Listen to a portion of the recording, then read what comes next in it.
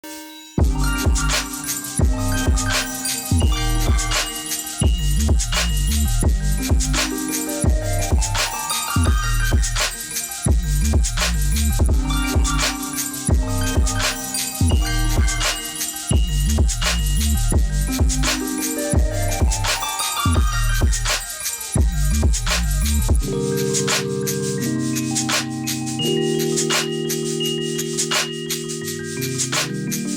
everyone, welcome to day 5 of 10 for 10.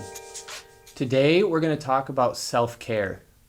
There's a lot that we could talk about with that, but to help us learn a little bit more from a personal experience about how self-care and mental wellness combine, I've asked a youth from St. Luke's, Ainsly Casper, to join us and share a little bit about her story and how these two combine for her. Ainsly, thanks for being here today. Hello. So we've had a few years on mission trips and retreats and various things where you've shared parts of your story and how self-care, caring for yourself in the middle of everything that's going on in life has helped you kind of manage and think about your mental health. So I was wondering if you could just share a little bit about that with us today. Well, yeah, I've grown definitely as a person since I met you to where I am now, and definitely a lot of that comes with just experience and life, just life events and everything like that. And I think where I am now, like, I definitely know what I need as a person and what other people around me need. And I've just learned that, I don't know, like, you need to take care of yourself before you can, like, give your best care to others, too. And I don't know, I just think that's something that it's really important to learn as early as possible. And I think some people maybe struggle, like, taking care of themselves because, like, a numerous number of reasons, like maybe they would rather put others before themselves, or maybe they don't feel like they deserve to take care of themselves. And I think, like, your body does so much for you, and so it's really important to, like, kind of reward that and reward yourself, kind of. So what would you say is one of the biggest barriers for you as far as taking care of yourself?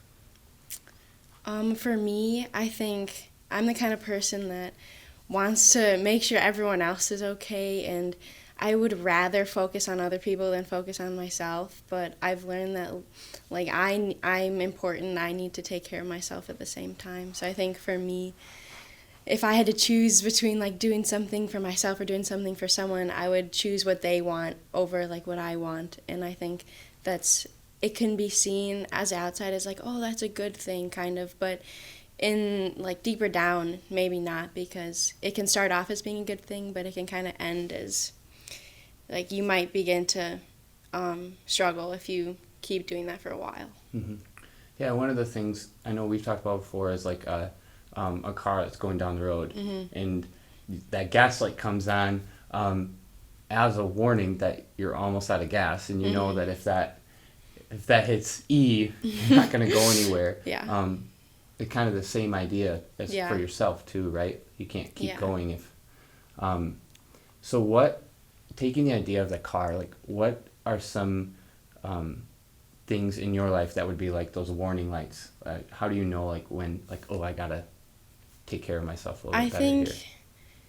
I think, like, personally. Yeah. Well, for me, I know myself, and I know and you probably know, I'm really, like, energetic and happy person, and there's been a couple of times where people have just been like, are you okay? Like, you don't seem like yourself, like, you don't have as much energy. And I think a big warning sign can be other people, like, noticing that you're acting different.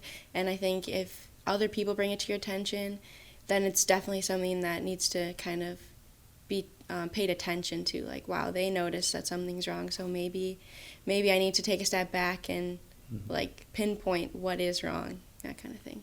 Yeah, and because part of this whole 10 for 10 idea is starting the conversations and realizing that we're not in this alone.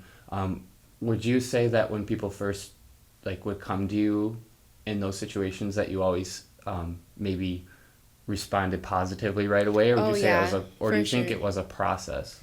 How was it for you? Well, I think right away I would kind of shake it off and be like, "Oh no, like I'm fine." Like it's just kind of an off day.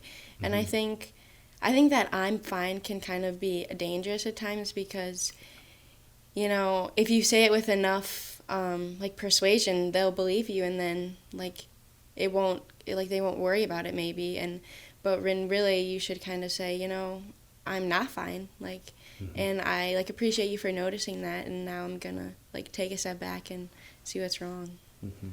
And how do you think that shift in your life has affected you and helped you Well, grow? I think I've definitely noticed when I'm not fine, and then when I kind of like discover what is the problem and work to fix it, it can make you just so much happier, and then you can like once you're happy and once you're taking care of yourself, then that's when you can start to like experience more things and help other people find that same thing with themselves, and then I feel like you can just become more fulfilling. Yeah. So for yourself personally, what are some of your go-to things to take care of yourself? I really like to exercise, and sometimes I've realized that like if I'm just not feeling it, like I won't go outside, and then I like to go for walks. Like my mom and I will go for walks, and I'll just go for a run, and it's nothing like, oh, like I need to go for a run today because I haven't, but it's more like I need to go for a run. Like I'm really stressed. Like it's gonna help me out a lot. And for me, actually hanging out with my friends, I'm just such a people person that when I hang out with my friends, like just talking to them, like we'd end up just hanging out and then just talking like for hours, and then it just kind of it's a great outlet for me just to feel like I have someone to talk to and to turn to, and so just stuff like that has really helped me. Yeah. So kind of knowing that you have somebody that can listen to you and that you can listen to them, that helps fill that tank, so to speak, for you too. Awesome. Is there anything else about self-care that you would want to share that's important in your journey? I think to reiterate the fact that it's so important to love yourself and to take care of yourself before loving and taking care of others, because I feel like to give others the best care and the best love that you have, it can only happen when you like feel that for yourself. And it's kind of it will be like if you're not taking care of yourself and you're constantly trying to make others happy and make others come before you, like it's not going to be your full effort, and then it will just kind of be a lose-lose situation. Like you're not giving yourself that fullness, and then you can't end up giving like other people their fullness. So Yeah. I read actually earlier today something that said, if you take care of yourself, you can give the world the best instead of giving the world what's left. wow. Yeah, and I think like you've described that in your journey of how your intent is always to give your love and service and care to the world, but in order to do so, you gotta take care of yourself too. Yeah, for sure. Yeah. For sure. Awesome. Well, thank you for joining us and for doing this, sharing part of your story with us and helping us start this conversation. Thank you for having me.